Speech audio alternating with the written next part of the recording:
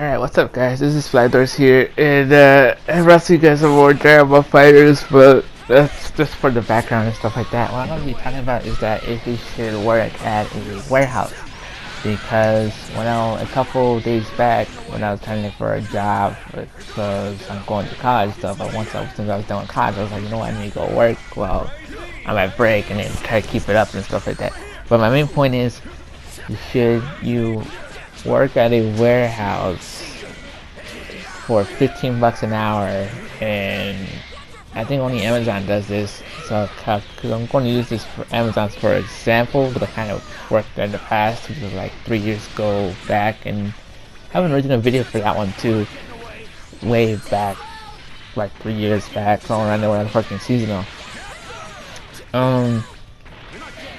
So what I hear from a friend of mine that was a picker, he was doing everything he can, the best he can, and then he got these managers that keep track of your record.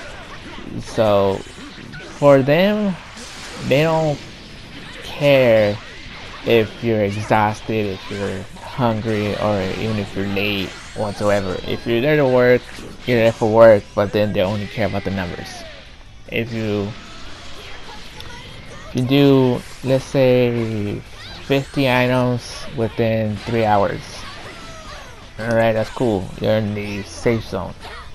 And if you're brand new, they expect you to do around 45 to 50, and then they will probably measure how many items they did last year and like maybe 5 years back, and then they divide it by weird math in order to do it. So he got fired. Well, he had problems within a couple weeks, and after that he got fired within like 4 weeks. I'm not too sure. Kind of forgot. And when I was package and handler was where you put the item inside the box with safety stuff, and you had to put the right box inside the item. And that was not tricky. It was great. It was somewhat fun. And then it fell through disaster, because it's the same thing with the item thing. If you can package items up to like we got the beginning one, which is one item per box, which is technically a waste of space, because I don't know who the hell is getting one item. And if it's one item, it should be in one fucking little basket, but instead it comes with like 10 items inside this basket, and then they'll put one item.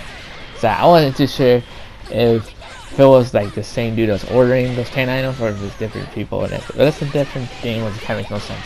And then you got the multi-item, which one person orders multiple things and you put them all in one box, and then you have to follow that safety rack and stuff like that. The point key is that you have to do it quick, get it out in shipment, put the tag, put the tape on it, put all that crap in under like a minute at first, and then 2 or 3 weeks later they expect you to memorize all the codes from the boxes and how to do everything you can, and how to put the bubble wrap inside. Put the bubble wrap once it's done, which it takes about fucking like 2 to 3 minutes. You don't do it constantly because it's always filled up, and it's always filled, like literally. Same thing with the fucking tape, but whenever it runs out and stuff like that, you have to figure out how to do it. If you don't know how to do it, you have to get a manager, and then depends on the manager when he gets there. Even though the managers are kind of lazy, right? Like, to be honest. And I know they're trying to check your progress and stuff, but yeah though. And then if one person mess ups, like, oh, you put the tag wrong, then the whole department breaks down. So when it means breaks down, it means like it stops moving to try and figure out what the hell the problem is, and then it takes like 5 to 10, sometimes 30 minutes just to get it back working. And your goal is to package the items and ship them out. And if you run out of space, it makes it harder for you to package them, and then they still put the blame on you, which it makes no sense really, because how the heck can you put the blame on you if it's the other co-worker's fault or even the other person's fault to do it and shit. The other thing that they hate is that they don't want you standing around, they don't want you sitting down even when you got nothing to do. They don't want you to talk with your co-workers, because technically, yeah, it's like work alone progress thing. With work alone, then why the hell do you have two stands in between each other? Oh, they can help out freaking package the item. What's the whole point of helping to package the item if it looks like it's gonna be competitive to see who the hell can package what real quick and then get fired in the process? Like literally.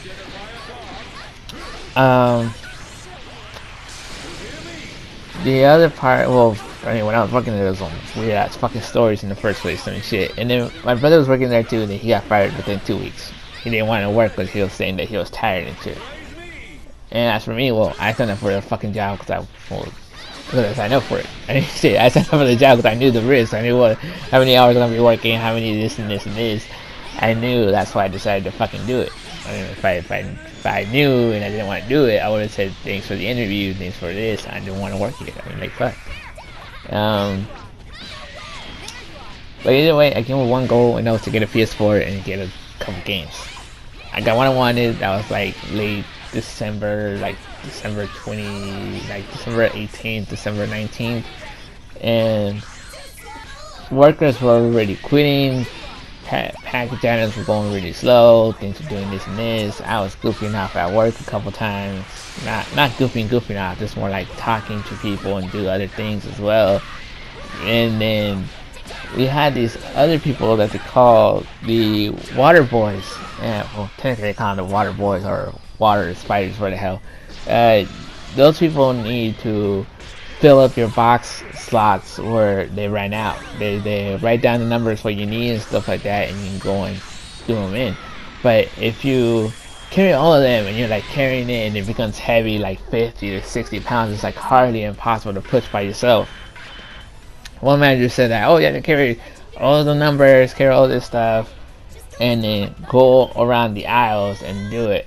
I was like, okay, you want me to do it in a couple of aisles, but then the boxes are in the middle of our aisle, and then you want us to scoot it over and see which person. And I didn't even say a word whatsoever. You need to go in there and check what the heck you need, but they ask for permission, like, oh, give me a sec, let me see what's there. They just want you to like instantly like barge in there, get into their private little zone thing, and see what the hell they need.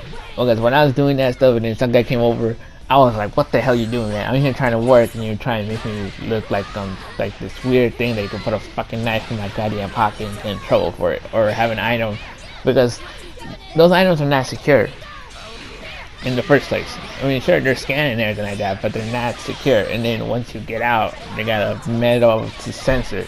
But you could easily just be like, oh, I took a pencil off a goddamn thing, and then say like, nothing happened, and they just took a damn pencil.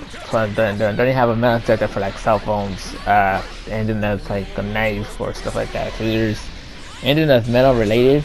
So you can just go get an item from the stupid thing and say like, oh, you didn't do it. It's like oh, I took this, and doesn't really grasp. So I mean, like shit. But yeah, and then those people, the people that I mentioned, all the boxes and stuff like that, those people left with like in the middle of December, and it was November, and they found it very hard to do it. And the managers were all like, okay, who wants to do this thing? They're like, oh, I guess I'll do it. And other people were like, yeah, I'll do it. And then after that, they realized that it's such a terrible job or a terrible position that they didn't want to do it no more. And then there's other people that grab the boxes in the aisles and they put them in aisles for you to stack to like put them more packaging and handling because they're charging the computer and shit. There's those people, and then they just do them and we grab them, and we're struggling with that. And then the managers are all like, yeah, you guys should stay in your stations and wait for those people that put the aisles, put them on your aisle.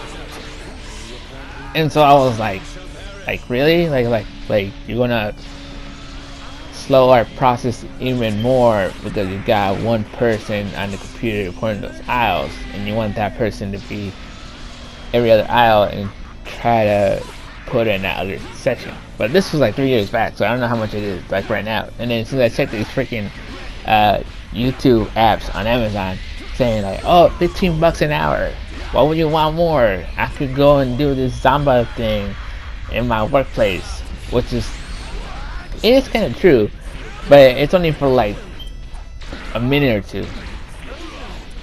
So I mean, shit. And then, and they also want to be safety, and that's why they do the whole exercise thing with the whole Zombie and shit like that. Which to me, if you're a packaging handler or even a person that's picking the aisle, you're just standing there. So where's the whole need to reflect kind of way?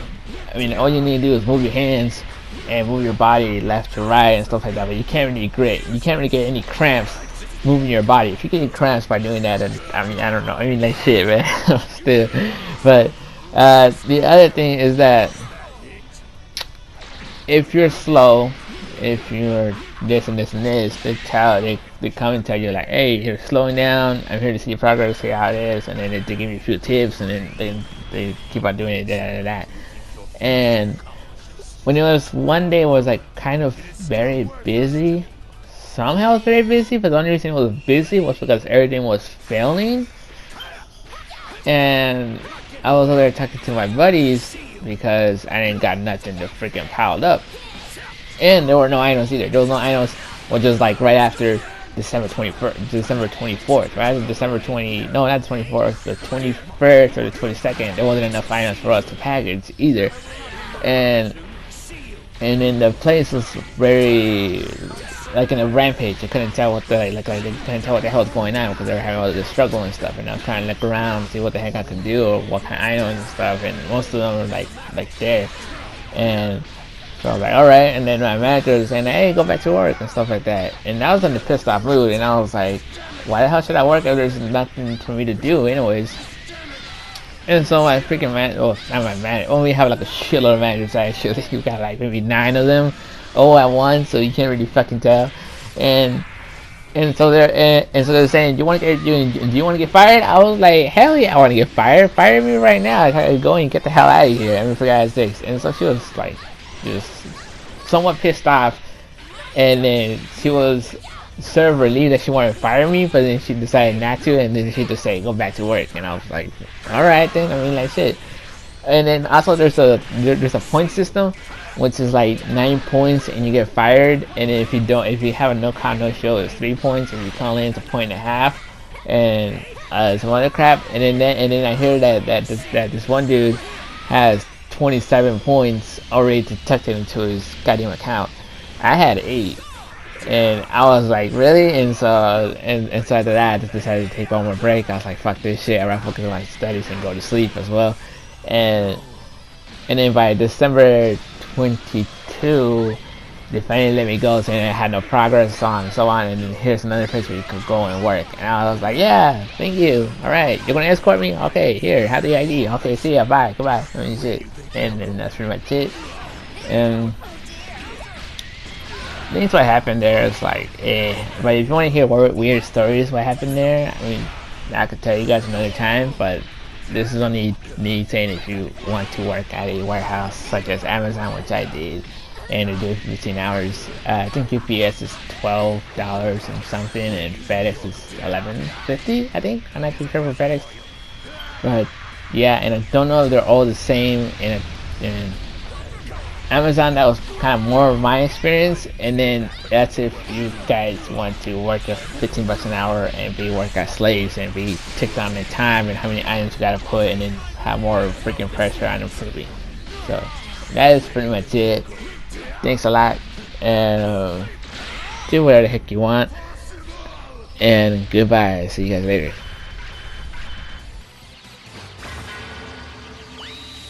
Not a bad attack.